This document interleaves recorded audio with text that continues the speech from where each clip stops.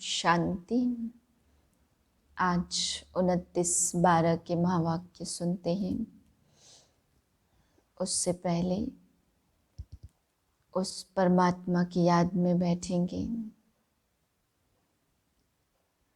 मन को एकाग्र करें।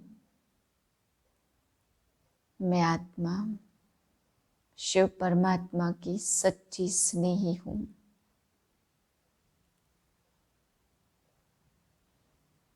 शिव बाबा की याद से मैं आत्मा पावन बन रही हूँ। मस्तक पर छोटा सा सितारा चमक रहा है। ज्योतिर्बिंदु जगमगा रहा है।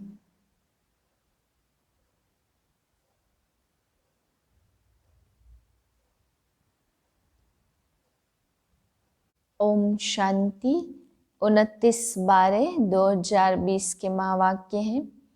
आज बाबा हम बच्चों को समझा रहे हैं कि बच्चे, यह ड्रामा भस्मीभूत होने वाला है, इसलिए तुम बच्चों को बेहद का वैराग्य इस ड्रामा से आता है।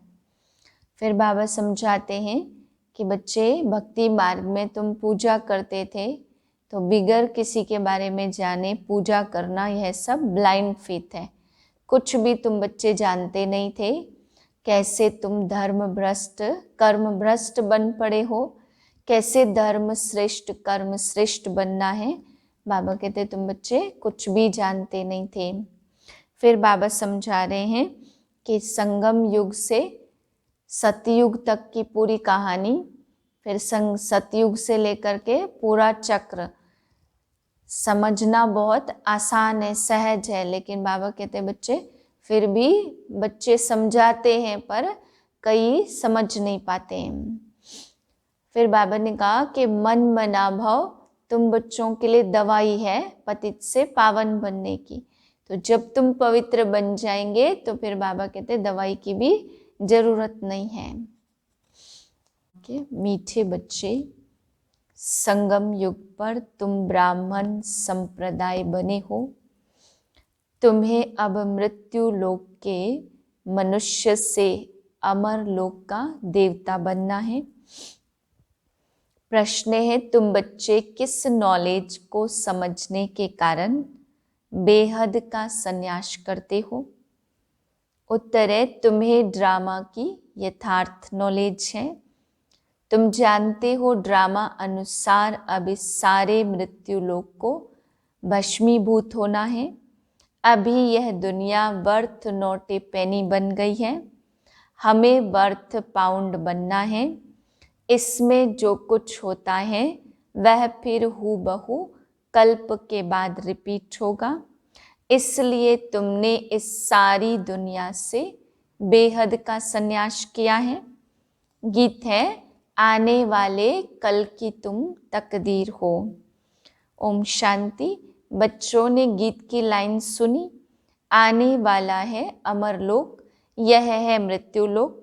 अमर लोक और मृत्यु लोक का यह है पुरुषोत्तम संगम युग। अब बाप पढ़ाते हैं संगम पर, आत्माओं को पढ़ाते, इसलिए बच्चों को कहते हैं आत्म अभिमानी होकर बैठो। यह निश्चय करना है, हमको बेहद का बाप पढ़ाते हैं।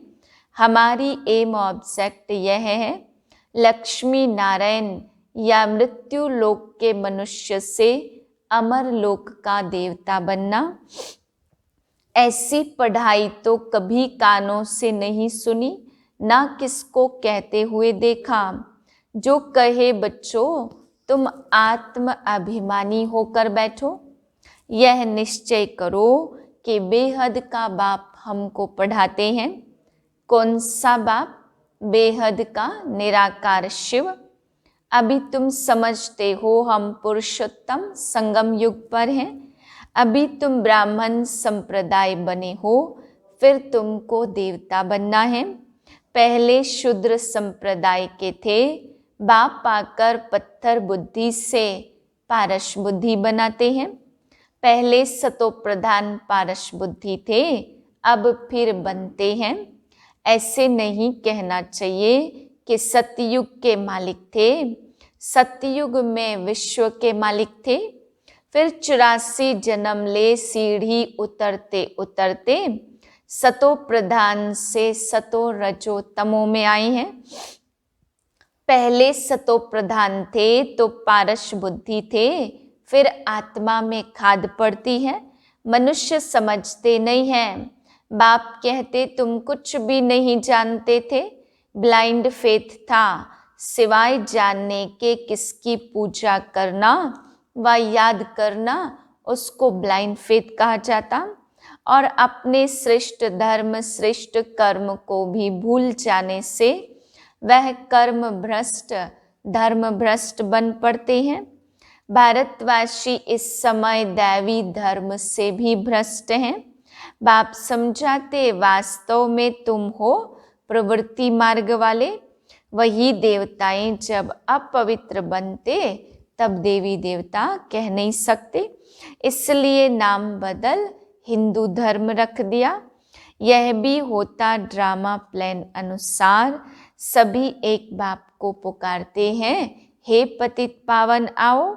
वह एक ही गॉड फादर है जो जन्म मरण रहित है। ऐसे नहीं कि नाम रूप से न्यारी कोई चीज है। आत्मा का व परमात्मा का रूप बहुत सूक्ष्म है, जिसको स्टार व बिंदु कहते। शिव की पूजा करते हैं, शरीर तो है नहीं। अब आत्मा बिंदी की पूजा तो हो न सके, इसलिए उनको बड़ा बनाते हैं पूजा के लिए। समझते हैं शिव की पूजा करते हैं, परंतु उनका रूप क्या है वह जानते नहीं है। यह सब बातें बाप इस समय ही आकर समझाते हैं। बाप कहते तुम अपने जन्मों को जानते नहीं हो। 84 लाख योनियों का तो एक कपोड़ा लगा दिया। अब बाप तुम बच्चों को बैठ समझाते हैं, अभी तुम ब्राह्मण बने हो, फिर देवता बनना है। कलयुगी मनुष्य है शूद्र, तुम ब्राह्मणों की एम ऑब्जेक्ट है मनुष्य से देवता बनने की। यह मृत्यु लोक पतित दुनिया है, एक ही इनका राज्य था। यह सारे विश्व के मालिक थे। अभी तो तमो प्रधान दुनिया, अनेक धर्म है। यह देवी देवता धर्म प्रायः लोप हो गया है। देवी देवताओं का राज्य कब था, कितना समय चला, यह वर्ल्ड की हिस्ट्री ज्योग्राफी कोई जानते नहीं है। वहाँ कभी काल नहीं खा सकता। तुम्हें अमर कथा सुनाते। भारतवासी 5 वर्ष 10 वर्ष का प्लान बनाते। बाप राम राज्य स्थापन कर रहे हैं। बेहद के बाप का प्लान है राम राज्य बनाने का। वह तो सब मनुष्य है। राम राज्य कहा जाता सतयुग को। इन बातों को कोई जानते नहीं है। वह हठ योगी निवृत्ति मार्ग वाले घर बार छोड़ जंगल चले जाते। अब तुमको तो बेहद का संन्यास करना है, सारे मृत्यु लोक का। बाप कहते यह सारी दुनिया भस्मीभूत होने वाली है। ड्रामा को बहुत अच्छी रीति समझना है। जू मिसल टिक टिक होती रहती है। जो कुछ होता फिर 5000 वर्ष बाद हूबहू रिपीट होगा। इसको बहुत अच्छी रीति समझकर बेहद का संन्यास करना है। समझो कोई विलायत जाते हैं, कहेंगे वहाँ हम यह नॉलेज पढ़ सकते हैं। बाप कहते हाँ, कहाँ भी बैठ तुम पढ़ सकते हो। इसमें पहले 7 रोज का कोर्स लेना पड़े। बहुत सहज है। आत्मा को सिर्फ यह समझना होता है हम सतो प्रधान विश्व के मालिक थे, सब सतो प्रधान थे। अब तमो प्रधान बन गए हैं। 84 जन्मों में बिल्कुल ही वर्थ नॉट ए पेनी बन पड़े हैं। अब फिर हम पाउंड कैसे बने।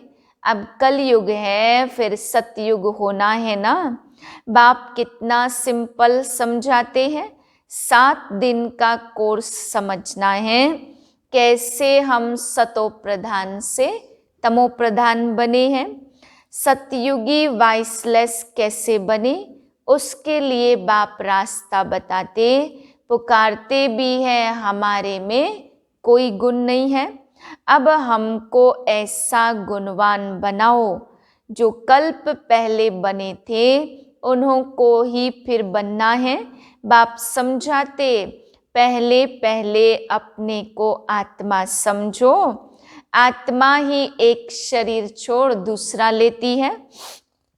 अभी तुमको आत्माभिमानी बनना है, अभी ही तुम्हें आत्माभिमानी बनने की शिक्षा मिलती है। ऐसे नहीं तुम सदैव आत्माभिमानी रहेंगे, नहीं, सतयुग में तो नाम शरीर के रहते हैं, लक्ष्मी नारायण के नाम पर ही सारी कारोबार चलती है। अभी यह है संगम युग, जब आप समझाते तुम अशरीरी आए थे, अशरीरी जाना है, याद तो तुम कहाँ भी कर सकते, किंतु 7 रोज समझना होता है। यह गॉड फादरली यूनिवर्सिटी है, गीता का ही राजयोग है, परंतु श्री कृष्ण को भगवान नहीं कहा जाता। ब्रह्मा विष्णु शंकर को भी देवता कहते हैं। अभी तुम पुरुषार्थ कर देवता बनते हो, प्रजापिता जरूर यहाँ होगा ना, प्रजापिता तो मनुष्य है, प्रजा जरूर यहाँ रची जाती है। हम सो का अर्थ तो बाप ने बहुत अच्छी रीति समझाया है। भक्ति मार्ग में कह देते आत्मा सो परमात्मा, इसलिए परमात्मा को सर्वव्यापी कह देते। बाप कहते सब में व्यापक है आत्मा, मैं कैसे व्यापक होऊंगा, तुम मुझे बुलाते ही हो, हे पतित पावन आओ हमको पावन बनाओ। निराकार आत्माएं सब आकर अपना अपना रथ लेती है, हर एक अकाल मूर्त आत्मा का तख्त है यह। तख्त कहो रथ कहो, बाप को तो रथ है नहीं, वह निराकार ही गाया जाता, ना सूक्ष्म शरीर है ना स्थूल शरीर है। निराकार खुद रथ में जब बैठे तब बोल सके, रथ बिगर पतितों को पावन कैसे बनाएंगे। बाप कहते मैं निराकार आकर इनका लोन लेता हूँ, टेम्परेरी लोन लिया, इसको भाग्यशाली रथ कहा जाता। बाप ही सृष्टि के आदि मध्य अंत का राज बताए, तुम बच्चों को त्रिकालदर्शी बनाते, और कोई मनुष्य यह नॉलेज जान नहीं सकते। इस समय सब नास्तिक हैं, मनुष्य की सदगति कर न सके, वह सब गुरु भक्ति मार्ग के हैं। सतगुरु एक ही हैं, उनको कहा जाता वाह सतगुरु वाह। इनको पाठशाला भी कहते, एम ऑब्जेक्ट है नर से नारायण बनने की, वह सब है भक्ति मार्ग की कथाएं। गीता से भी कोई प्राप्ति होती नहीं है। बाप कहते मैं तुम बच्चों को सम्मुख आकर पढ़ाता हूँ, जिससे तुम यह पद पाते हो। इसमें मुख्य है पवित्र बनने की बात, बाप की याद में रहना है, इसी में ही माया विघ्न डालती है। तुम बाप को याद करते हो अपना वर्षा पाने के लिए, यह नॉलेज सब बच्चों के पास जाती है। कभी भी मुरली मिस ना हो, मुरली मिस हुई गोया एब्सेंट पड़ जाती। मुरली से कहाँ भी बैठे रिफ्रेश होते रहेंगे, श्रीमत पर चलना पड़े। बाहर में जाते तो बाप समझाते पवित्र जरूर बनना है, वैष्णव होकर रहना है। वैष्णव भी 2 प्रकार के होते, वैष्णव वल्लभाचारी भी होते, परंतु विकार में जाते हैं। पवित्र तो है नहीं, तुम पवित्र बन विष्णुवंशी बनते हो। वहां तुम वैष्णव रहेंगे, विकार में नहीं जाएंगे। वह है अपरलोक, यह है मृत्युलोक। यहाँ विकार में जाते हैं। अभी तुम विष्णुपुरी में जाते हो तो वहां विकार होता नहीं है। वह है वाइसलेस वर्ल्ड, योग बल से तुम विश्व की बादशाही लेते हो। वह दोनों आपस में लड़ते हैं, माखन बीच में तुमको मिलता है। तुम अपनी राजधानी स्थापन कर रहे हो, सभी को यही पैगाम देना है। छोटे बच्चे का भी हक है। शिव बाबा के बच्चे हैं ना, तो सबका हक है। सबको कहना है अपने को आत्मा समझो। माँ बाप में ज्ञान होगा तो बच्चों को भी सिखाएंगे। शिव बाबा को याद करो, सिवाय शिव बाबा के दूसरा न कोई। एक की याद से ही तमो प्रधान से सतो प्रधान बन जाएंगे। इसमें पढ़ाई बहुत अच्छी चाहिए। विलायत में रहते भी तुम पढ़ सकते हो। इसमें किताब आदि कुछ भी नहीं चाहिए, कहाँ भी बैठे तुम पढ़ सकते हो। बुद्धि से याद कर सकते हो। योग अथवा याद को बल कहा जाता। याद करना है, इसमें परहेज भी चाहिए। खान पान की और दूसरी बात को याद करना है। इसको कहा जाता सहज राजयोग। राजाई प्राप्त करने के लिए अगर राजाई न ली तो गरीब बन जाएंगे। श्रीमत पर पूरा चलने से श्रेष्ठ बनेंगे। भ्रष्ट से श्रेष्ठ बनना है, उसके लिए बाप को याद करना है। कल्प पहले भी तुमने यह ज्ञान लिया था जो फिर अब लेते हो। सतयुग में और कोई राज्य नहीं था, उसको कहा ही जाता है सुख धाम। अभी यह है दुख धाम, और जहां से हम आत्माएं आई हैं वह है शांति धाम। शिव बाबा को वंडर लगता है दुनिया में मनुष्य क्या क्या करते हैं। बच्चे कम पैदा हो उसके लिए भी कितना माथा मारते रहते। समझते नहीं, यह तो बाप का ही काम है। बाप झट एक धर्म की स्थापना कर बाकी अनेक धर्मों का विनाश करा देते हैं। एक धक से वह लोग कितनी दवाइयाँ आदि निकालते पैदाइश कम करने के लिए। बाप के पास तो एक ही दवाई है, एक धर्म की स्थापना होनी है। वह समय आएगा सब कहेंगे यह तो पवित्र बन रहे हैं, फिर दवाई आदि की भी क्या दरकार है। तुमको बाबा ने ऐसी दवाई दी है मनमना भाव की, जिससे तुम 21 जन्मों के लिए पवित्र बन जाते हो। अच्छा, मीठे मीठे सिकिलधे बच्चों प्रति माता पिता बाप दादा का याद प्यार।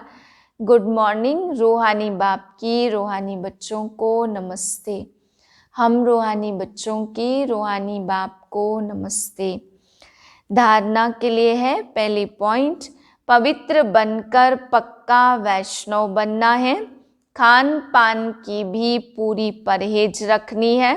श्रेष्ठ बनने के लिए श्रीमत पर जरूर चलना है। मुरली से स्वयं को रिफ्रेश करना है। कहाँ भी रहते सतो प्रधान बनने का पुरुषार्थ करना है। मुरली एक दिन भी मिस नहीं करनी है। वरदान है जुदाई को सदा काल के लिए विदाई देने वाले स्नेही स्वरूप भव। जो स्नेही को पसंद है वही स्नेह करने वाले को पसंद हो।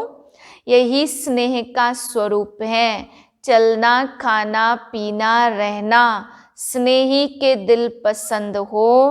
इसलिए जो भी संकल्प व कर्म करो तो पहले सोचो कि यह स्नेही बाप आपके दिल पसंद है, ऐसे सच्चे स्नेही बनो जो निरंतर योगी सहज योगी बन जाएंगे।